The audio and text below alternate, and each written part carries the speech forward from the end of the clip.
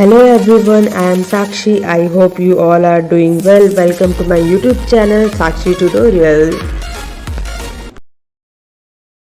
Introduction of accounting का ये आपका मेन टॉपिक है. Topic covers meaning of accounting, definition, nature, objective, functions. ये मैंने आपको प्रीवियस 3 वीडियोस में प्रोवाइड कर दिया है. अगर आप लोगों ने नहीं देखा है तो आप वहाँ जाकर देख सकते हैं. मैं कोशिश करूँगी कि इस वीडियो में मैं एटलीस्ट 2 सब टॉपिक्स को कवर करूं. Users and branches of accounting. मैं ट्राई करूंगी कि मोस्टली आपका 3 लेक्चर में ये सारा सब टॉपिक्स कवर हो जाए. So now we will start our first topic of today's lesson is users of accounting. आज का हमारा टॉपिक है यूज़र्स ऑफ अकाउंटिंग. अकाउंटिंग के क्या यूज़र्स हैं. ओके. बुक्स ऑफ अकाउंट्स बनाकर यूज़र्स को कम्युनिकेट किया जाता है. उन्हें अपना रिजल्ट शो किया जाता है परफॉर्मेंस का, कि हमारा परफॉर्मेंस कैसा रहा, प्रॉफिट हुआ, लॉस हुआ, क्या चेंजेस करने चाहिए हमें. उसमें यूज़र्स के पास ये राइट होता है कि उसे अकाउंटिंग इंफॉर्मेशन की सारी डिटेल्स उनके पास हो. उनके पास सारी अकाउंटिंग इंफॉर्मेशन हो कि मैनेजमेंट बिजनेस को रन करने में क्या क्या डिसीज़न ले सके, क्या क्या हेल्प हो सके. There are 2 types of users. Internal users, जिसे हम प्राइमरी यूज़र्स भी बोलते हैं. ओके. एंड सेकंड हमारा है external users. Okay. External users है जिसे हम सेकेंडरी यूज़र्स भी बोलते हैं. Internal users are the person who are directly connected with the operation and management of the business entity. जैसे कि मैंने पहले भी बोला कि इंटरनल यूज़र्स किसे बोलते हैं, जो बिज़नेस ऑर्गेनाइजेशन के अंदर होते हैं. ओके. डायरेक्टली कनेक्टेड होते हैं बिजनेस और फर्म के. ओके. सच एज पार्टनर्स हो गए, मैनेजर्स हो गए, ऑफिसर्स हो गए. These person need accounting information for the efficient and smooth running of business enterprise. किसी भी बिजनेस एंटरप्राइज को स्मूथ रनिंग के लिए अकाउंटिंग इंफॉर्मेशन की ज़रूरत पड़ती है, कि उसमें क्या प्रॉफिट हो रहे हैं, क्या लॉस हो रहे हैं, क्या चेंजेस करने की ज़रूरत है और क्या नहीं है. Under this category users include. Internal users में कौन कौन से कैटेगरी के यूज़र्स इंक्लूड होते हैं. इंटरनल यूज़र में फर्स्ट यूज़र्स क्या होंगे इस कैटेगरी में. ओनर. ओके. ओनर कौन. वो जो बिजनेस को ओन करते हैं. Okay. For analysing and viability of profitability and their investment. Okay. And determination any future course of action. Determine करते हैं any future course of action को in case of sole trading business and partnership concerns. Second internal user is management. Okay.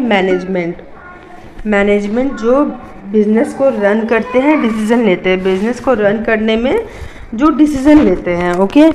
For analysing the organisation performance and position and taking appropriate measure to improve the company result.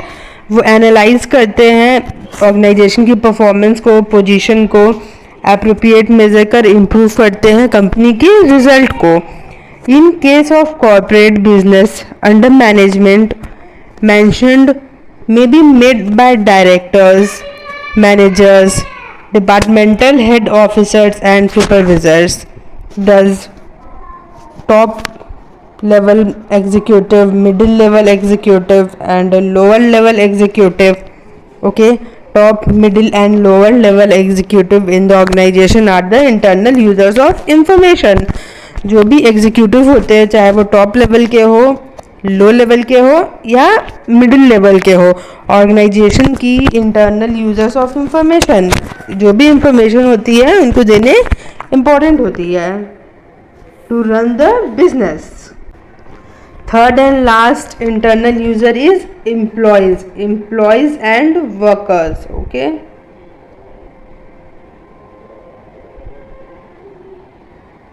Third हमारा क्या होगा, employ and workers. Okay.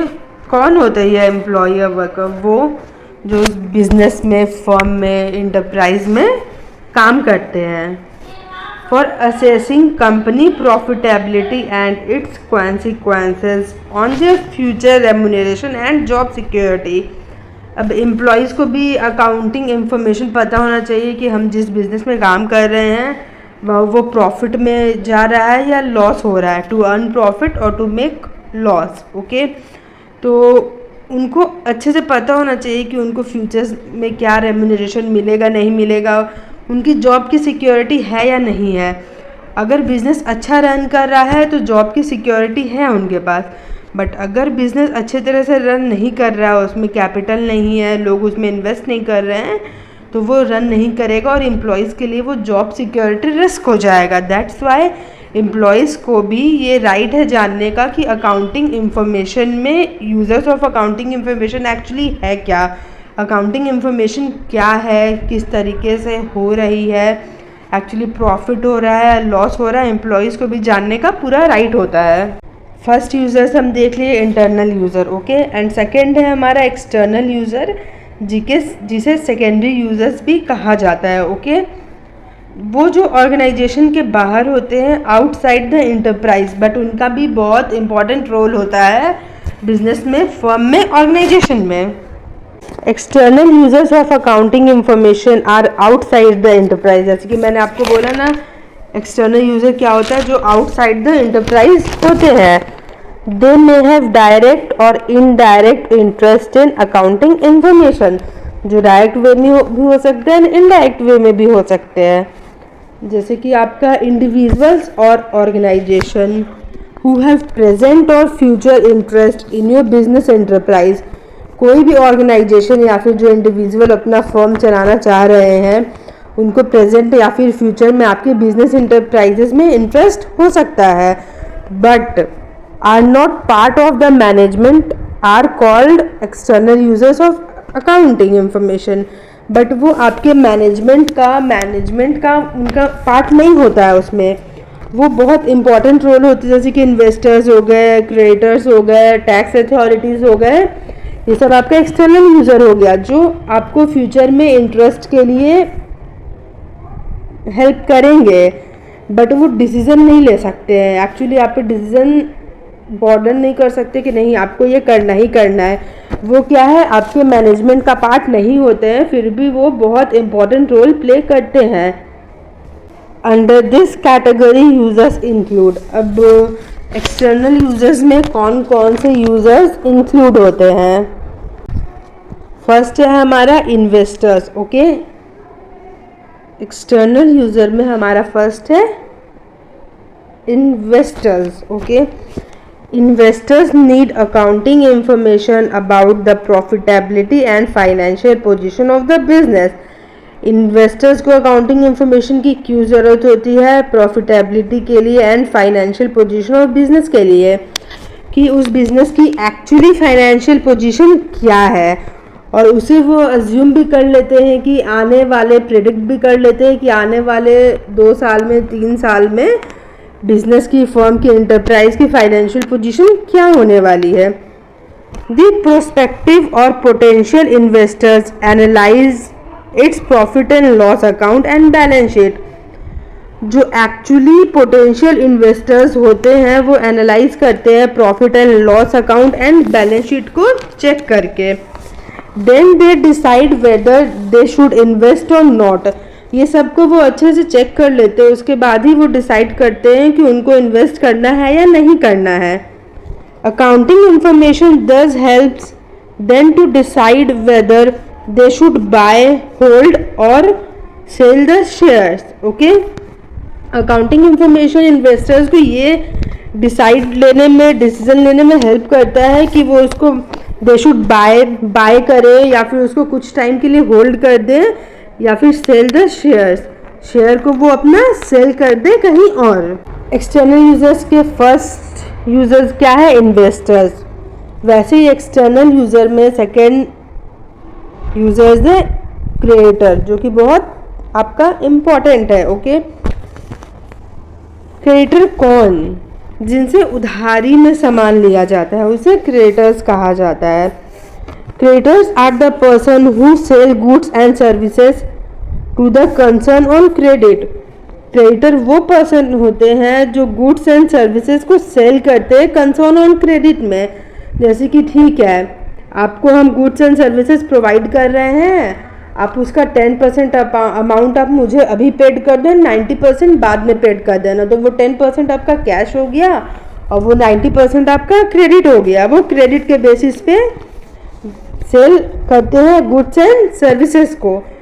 तो उनको accounting information पता होना उनके लिए बहुत ज़्यादा इंपॉर्टेंट है कि वो बिज़नेस की एक्चुअली फाइनेंशियल पोजीशन है क्या। अगर वो बिज़नेस की अच्छी फाइनेंशियल पोजीशन होगी तो वो क्रेडिट में गुड्स एंड सर्विसेज प्रोवाइड करेंगे, अदरवाइज वो प्रोवाइड नहीं करेंगे। थर्ड क्या है हमारा, regulatory agencies and government also, government and regulatory agencies. Okay, various government agencies and departments like registrar of company law board, tax authority, etc. use accounting information. Okay, the government and regulatory agencies use accounting information for following purpose. जो government and regulatory agencies होती हैं उनके accounting information की ज़रूरत क्यों पड़ती है, क्या यूज़ है उसका? टू कलेक्ट टैक्स कलेक्ट करने में, सब्सिडरी ग्रांट करने में, to review physical policy monetary policy के रिव्यू करने के लिए, to comply with the requirements of various law requirement के लिए भी ज़रूरत पड़ती है। नेक्स्ट है हमारा tax authorities. Tax authorities requires accounting information for the determination of income tax. Tax authority को अकाउंटिंग इंफॉर्मेशन की क्यों ज़रूरत पड़ती है? डिटरमाइन करने के लिए income tax, custom duty determine करने के लिए, जीएसटी डिटरमाइन करने के लिए एंड एक्साइज ड्यूटी डिटरमाइन करने के लिए टैक्स अथॉरिटीज़ को अकाउंटिंग इंफॉर्मेशन की ज़रूरत पड़ती है। लास्ट है हमारा competitors. Okay, they also require the accounting information of business with reference to the strength and weakness of company so as to compare with the company. Okay, competitors की क्यों ज़रूरत पड़ती है उनको अकाउंटिंग इंफॉर्मेशन यूजर्स को?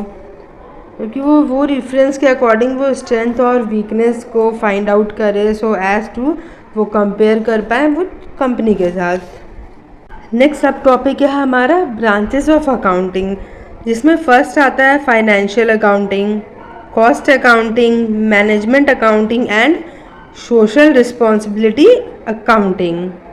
Other branches of accounting भी है जिसमें tax accounting, government accounting and human resource accounting include है। तो फर्स्ट हम देखते हैं फाइनेंशियल अकाउंटिंग एग्जैक्टली होता क्या है। फाइनेंशियल अकाउंटिंग जो है बिजनेस का प्रॉफिट एंड लॉस निकालता है at the end of the year में। Financial accounting is the original form of accounting, ये ओरिजिनल फॉर्म ऑफ अकाउंटिंग होती है। It is mainly concerned with recording, classifying, summarising financial transaction with a view to prepare financial statement. ये जो होती है वो recording, classifying, summarising सब जो होता है उसको अच्छी तरह से व्यू करके प्रिपेयर करती है financial statement. Okay, and business के एंड ऑफ द ईयर में प्रॉफिट या लॉस निकलेगा, ये हम फाइनेंशियल अकाउंटिंग से ही फाइंड आउट करते हैं। The main task of financial accounting is to prepare income statement either profit and loss account. जो फाइनेंशियल स्टेटमेंट मेन जो होता है हमारा फाइनेंशियल अकाउंटिंग, ये क्या प्रिपेयर करता है? Income statement, profit and loss account and the statement of financial position, balance sheet. वो क्या करता है? फर्स्ट हमारा income statement, profit and loss account and then financial position बताता है वो बैलेंस शीट के थ्रू अपनी। This financial statement is not only provide overall operation result of the business, ये जो है सिर्फ ओवरऑल रिजल्ट को बिजनेस की नहीं प्रोवाइड करता है, but also furnish value information to the outsider such as shareholder, creditor, tax authorities, जो कि हमारा एक्सटर्नल यूज़र है, जो कि इसके जस्ट पहले वाले सब टॉपिक में हमने पढ़ा था। वो क्या करता है? ऑपरेशन एग्जैक्टली रिजल्ट फर्निश करके वो इंफॉर्मेशन को outsiders, share holder, creditors, tax authorities को देता है, शेयर होल्डर्स को देता है कि उसके बेसिस पे वो शेयर लगाएं, अपना क्रेडिटर्स को देता है ताकि अगर कंपनी का बहुत अच्छा ग्रो हो रहा है तो वो क्रेडिट में गुड्स एंड सर्विसेज प्रोवाइड करे। The main objective of financial accounting is to certain profit earned. Okay, main objective क्या होता है इसका? प्रॉफिट असर्टेन, प्रॉफिट को फाइंड आउट करना, अर्न करना, ठीक है, during a year and financial position at the end of the year. Next क्या है हमारा? Cost accounting. Branches of accounting में फर्स्ट है फाइनेंशियल अकाउंटिंग, जिसको हम एक्सप्लेन कर चुके हैं, एंड नेक्स्ट है हमारा कॉस्ट अकाउंटिंग। कॉस्ट अकाउंटिंग होता क्या है? Cost accounting is a specialised branch of accounting, okay, which involve, इसमें क्या क्या इन्वॉल्व होते हैं? Classification, assignment, control of cost. इसमें क्या होते हैं? कॉस्ट अकाउंटिंग एक्चुअली इन्वॉल्व होता है कि क्लासिफिकेशन किस तरह से किया जाए, एक्चुअली असाइनमेंट क्या होगा, कंट्रोल ऑफ कॉस्ट को कैसे कंट्रोल किया जाए। The main purpose of cost accounting is to ascertain the cost of production. Main purpose हमारा क्या होता है कॉस्ट अकाउंटिंग का? असर्टेन करना कि कॉस्ट ऑफ प्रोडक्शन क्या है। To enable the management, management को प्रोवाइड करना। Fix the price of product, price of product को फिक्स करना, and to ensure cost reduction, cost reduction को इंश्योर करना। Cost accounting is generally adopted in the business engaged in manufacturing activities. Main cost accounting हमारा कहाँ होता है? वहाँ होता है जो बिज़नेस खुद की मैन्युफैक्चरिंग एक्टिविटीज़ होती है, जो खुद को मैन्युफैक्चर करते हैं।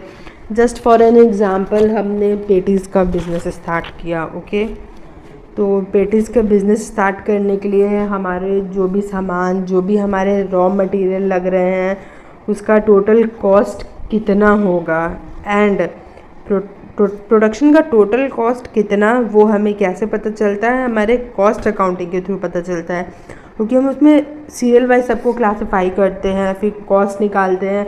जैसे कि सामान में रॉ मटेरियल जो भी लगता है, लाइक पेटीज़ में क्या होता है, वेजीज होते हैं, सॉल्ट, पेपर, जो भी होता है, एक्चुअली उस रॉ मटेरियल का कॉस्ट कितना है, कैसे उसे क्लासीफाई करना है जो हमें प्रॉफिट हो, ये होता है हमारा cost accounting.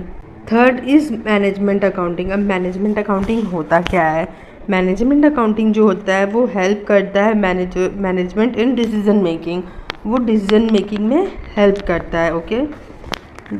The part of accounting system, ये पार्ट है अकाउंटिंग सिस्टम का, which facilitate the management process of decision making is called management accounting. जो डिसीजन लेने में, वो प्रोसेस को डिसीजन लेने में हेल्प करता है फॉर डिसीजन मेकिंग, उसे मैनेजमेंट अकाउंटिंग बोलते हैं। The main purpose is to provide all the relevant information that may be required by the managers to take decision, okay. जो भी मेन पर्पस क्या होता है? प्रोवाइड करना सारा information required by the managers to take decision, ताकि वो सही डिसीजन ले सकें। लास्ट हमारा है social responsibility accounting. Social responsibility accounting exactly होता क्या है हमारा? Okay, it is the process of identifying, summarising, communicating and social effects of business decision. Okay, ये क्या है प्रोसेस? आइडेंटिफाई, मेजर, कम्युनिकेट का social effect of business decision to various users to enable judgement and, okay, decision making by them. Okay, ये क्या है? Process है identify, measure, communicate करने का social effect of business decision to take various, जो users होते हैं, enable judgement के according, and decision making by them, और वो लोग ईजिली, मतलब वो यूजर्स डिसीजन ले सकते हैं।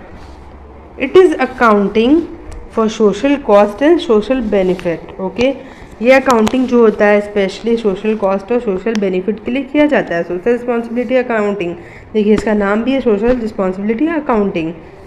Accounting for environment and ecology is part of social responsibility accounting.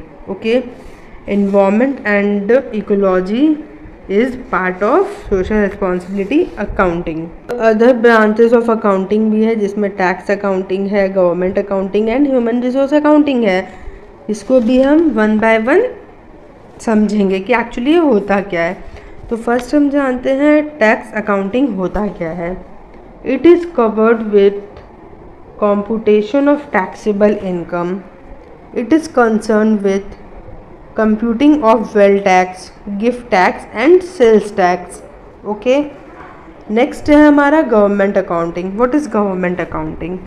The accounting system followed by central government. वो accounting system जो central government के द्वारा follow किए जाते हैं, state government के द्वारा follow किए जाते हैं and local bodies के द्वारा follow किए जाते हैं। In shortly वो सभी अकाउंटिंग सिस्टम जो central government, state government and local bodies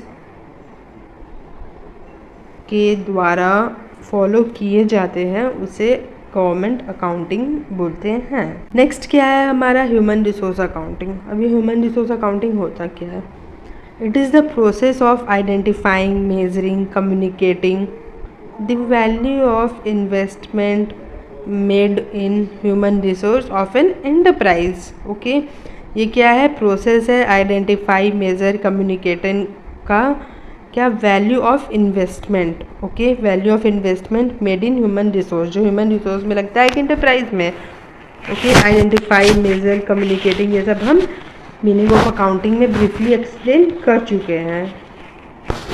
मैं पूरी कोशिश कर रही हूँ कि जो भी मैं टॉपिक को एक्सप्लेन कर रही हूँ, बता रही हूँ, जो भी मेरा लेक्चर है उसको ब्रीफली एक्सप्लेन करूँ so that no one can take problem.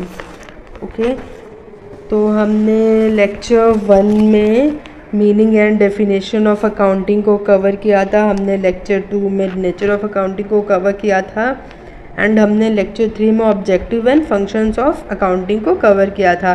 तो हमारा 3 लेक्चर पहले हो चुका था, ये है हमारा 4th लेक्चर। ओके, इसमें हम users of accounting and branches of accounting को मैंने एक्सप्लेन किया है। आई होप कि आप सभी को बहुत अच्छे से क्लियर हो गया होगा कि यूजर्स ऑफ अकाउंटिंग एक्चुअली होता क्या है, उसके टाइप्स क्या हैं एंड ब्रांचेस ऑफ अकाउंटिंग क्या है, कौन कौन से ब्रांचेस ऑफ अकाउंटिंग होते हैं। सो दैट मैं एक बार आप लोगों को रिवाइज़ करा देती हूँ। ओके, यूजर्स ऑफ अकाउंटिंग क्या होता है? जो बुक्स ऑफ अकाउंट बना के यूज़र्स को कम्युनिकेट किया जाता है, परफॉर्म किया जाता है। Okay, and to provide information to various groups and users, ये टॉपिक को हमने ऑब्जेक्टिव में भी एक्सप्लेन किया था, ये आपका ऑब्जेक्टिव भी है। ओके, यूज़र्स 2 टाइप के होते हैं। फर्स्ट होता है हमारा इंटरनल यूज़र, जिसे प्राइमरी यूज़र कहते हैं। इंटरनल यूज़र कौन होते हैं? इंटरनल यूज़र वो होते हैं जो डायरेक्टली कनेक्टेड होते हैं फर्म, बिजनेस, एंटरप्राइज के। ओके, अब इंटरनल यूज़र्स के 3 कैटेगरी आते हैं इसमें, owners, management and employees. Next है हमारा एक्सटर्नल यूज़र, इसे सेकेंडरी यूज़र्स बोलते हैं। क्या है? जो आउटसाइड द एंटरप्राइज, जो एंटरप्राइज के बाहर होते हैं फिर भी बहुत इंपॉर्टेंट रोल प्ले करते हैं। इसमें कौन कौन से यूज़र्स आते हैं? इसमें investors, creators, government and regulatory agencies, tax authorities and competitors इसमें इंक्लूड है। अब हम ब्रांचेस ऑफ अकाउंटिंग देखें। फर्स्ट हमारा फाइनेंशियल अकाउंटिंग होता है, cost accounting, management accounting and social responsibility accounting. Other branches of accounting में हमने देखा tax accounting, government accounting and human resource accounting. I hope आप लोग को ये बहुत अच्छे से क्लियर हो गया होगा। नेक्स्ट जो भी हमारा टॉपिक बाकी है, limitation of accounting, role of accounting, scope of accounting and process of accounting, तो मैं ट्राई करूँगी कि 2 लेक्चर और है, फिर आपका ये टोटल 6 लेक्चर, इसमें आपका इंट्रोडक्शन ऑफ अकाउंटिंग कंप्लीट हो जाएगा। Thank you. Thanks for watching. Please like and comment, share and subscribe and press the bell icon.